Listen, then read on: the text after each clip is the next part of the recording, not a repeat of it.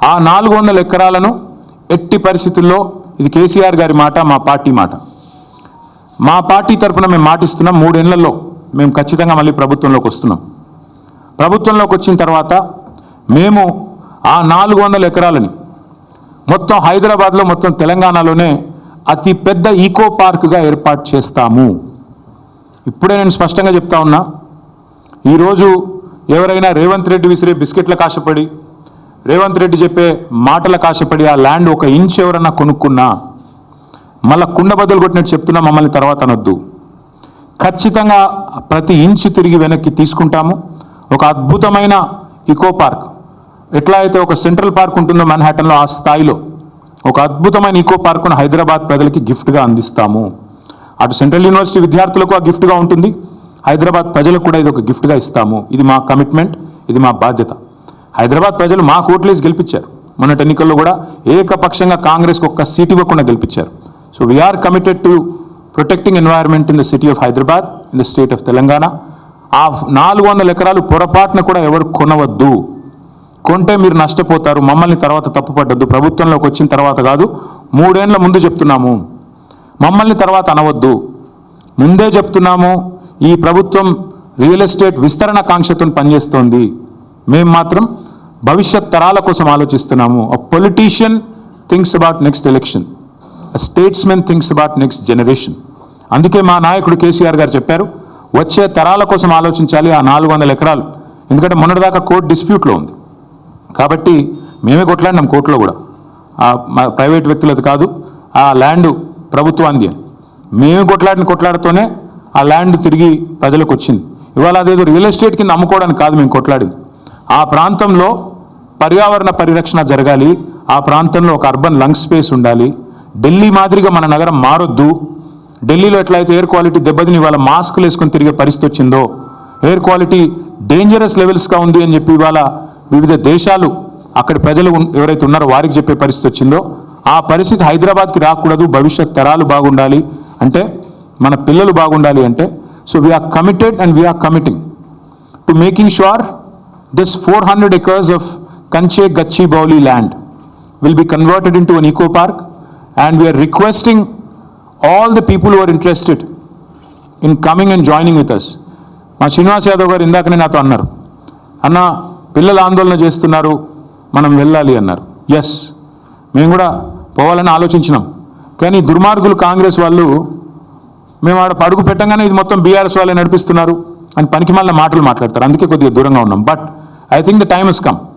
మేము కూడా ఇప్పుడు ప్రభుత్వం కనుక వెనక్కి తగ్గపోతే మేము కూడా పిలుపునిస్తాం. మొత్తం హైదరాబాద్ ప్రజలతో పాటు మా ప్రజాప్రతినిధులందరం కూడా we will March to HCU. వదిలిపెట్టం.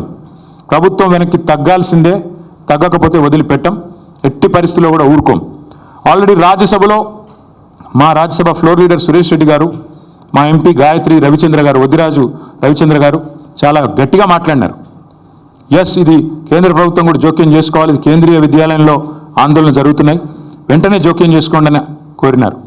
అట్లాగే 10 మంది HCU విద్యార్థులు మేము ఢిల్లీకి వెళ్ళాలి, మాకు అపాయింట్మెంట్ ఇప్పించండి అంటే ధర్మేంద్ర ప్రధాన్ గారితో అపాయింట్మెంట్ ఇప్పించి HRD మినిస్టర్ గారితో వారిని కూడా తీసుకొని పోయాము. వారికి కూడా సపోర్ట్ చేస్తున్నాం.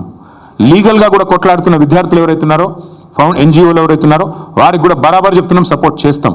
This is not a political fight, this is a fight for the future of Hyderabad, for the future of Telangana. కాబట్టి ఖచ్చితంగా ఏ పర్యావరణవేత్తకైనా అండగా ఉంటాం. ఎవరెవరైతే ఈరోజు కొట్లాడుతున్నారో ఈ భూముల పరిరక్షణకు, భవిష్యత్ తరం పరిరక్షణకు, వారికి ముమ్మాటికి అండగా ఉంటాం. ఇక పనికిమాలిన మాటలు మాట్లాడుతున్న మంత్రులు, ఆడ ఏం లేదు బయోడైవర్సిటీ, ఇంత పెద్ద రిపోర్ట్లు ఉన్నాయి, అందులో ఏమున్నది ఏం లేదు. ఎన్ని రకాల స్పీషీస్ ఉన్నాయి, ఎంత ఫ్లోరా ఉంది, ఎంత ఫౌనా ఉంది, అక్కడ ఎన్ని పక్షులు ఉన్నాయి, ఎన్ని రకాల పక్షులు, మొత్తం డీటెయిల్స్ ఉన్నాయి. ఇది నా రిపోర్ట్ కాదు, ఇండిపెండెంట్ ఏజెన్సీస్ HCUలో పనిచేసే ప్రొఫెసర్లు తయారు చేసిన రిపోర్ట్. 1-2 కాదు, బోలెడు ఉన్నాయి. ఇక ఫోటోలు చూపెట్టాలంటే ఇవి AI జనరేటెడ్ ఇమేజ్లు కాదు. పాపం మంత్రులు కొంతమంది తెలిసి తెలియక ముఖ్యమంత్రి గారి ట్రాప్లో పడి ఏదో మాట్లాడుతున్నారు. మీ HCU వెబ్సైట్లో ఉన్నాయి, కావాలంటే చూసుకోండి. హైదరాబాద్ సెంట్రల్ యూనివర్సిటీ వెబ్సైట్లోనే ఇవన్నీ కూడా ఉన్నాయి. చెరువులు, అక్కడ ఉండే తాబేళ్ళు, 1-2 కాదు, అక్కడ ఉండే పశువులు, అక్కడ ఉండే పిట్టలు, పక్షులు, అక్కడ ఉండే చెరువులు, ఇక అక్కడికి పోయిన రేవంత్ రెడ్డి గారి బుల్డోజర్లు, అక్కడికి పోయిన రేవంత్ రెడ్డి గారి బుల్డోజర్లు, అక్కడ ఎరేజ్ చేసిన, అక్కడ వీరు క్రియేట్ చేసిన అరాచకం. ఒకటి రెండు కాదు, చూడండి ఎట్లా ఒక యుద్ధానికి పోయేటప్పుడు ఎట్లయితే పోతారో అట్లా ఆ మిలిటరీ ట్యాంకర్లు వేసుకొని పోతారు చూడు, ఆ స్థాయిలో ఒక దొంగలాగా ప్రభుత్వం పోవాల్సిన అవసరం ఏంటి? అక్కడ ఉండే పశువుల్ని ఇంత స్థాయిలో ఒకటి రెండు కాదండి, అక్కడ ఉండేది వందలు. అక్కడ హెచ్సిలో నివసించే వారికి ఎవరికైనా తెలుసు, స్పాటెడ్ డియర్ అనేది క్యాంపస్లో ఫ్రీగా తిరుగుతూ కనబడుతూ ఉంటుంది. రాహుల్ గాంధీ గారిని కూడా చివరిగా అడుగుతా ఉన్నా, మీరేమో పెద్ద పెద్ద ఉపన్యాసాలు ఇస్తూ ఉంటారు, పెద్ద పెద్ద మాటలు చెప్తుంటారు, అదే పెద్ద పెద్ద ఉపన్యాసాలు పెద్ద పెద్ద మాటలు చెప్తూ ఉంటారు రాహుల్ గాంధీ గారు.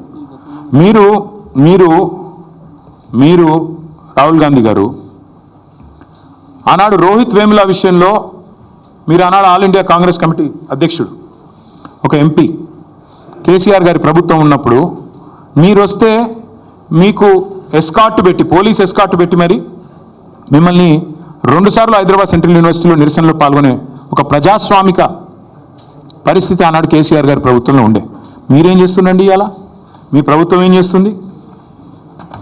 ఇది మీరు చేస్తుంది. ఆడపిల్లల జుట్లు గుంజుకొట్టుడు, వాళ్ళ బట్టలు చినిగేటట్టు కొట్టుడు, పిల్లల మీద లాఠీ చార్జులు.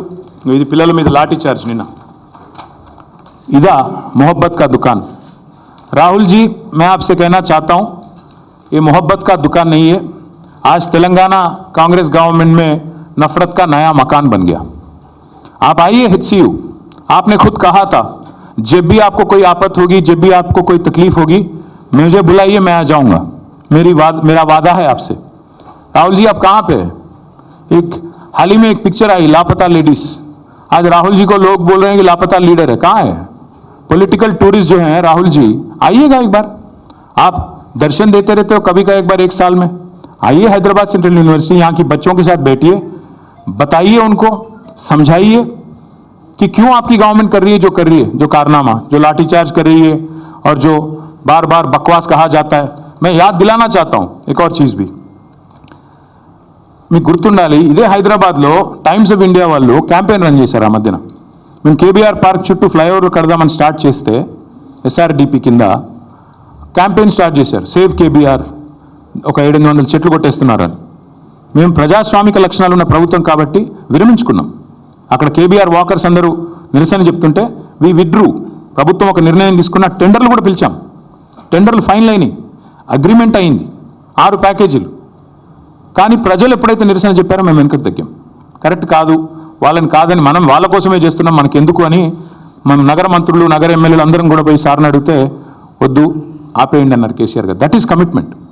ప్రజాస్వామిక లక్షణం ఉన్నవాడైతే ఆ పని చేస్తారు.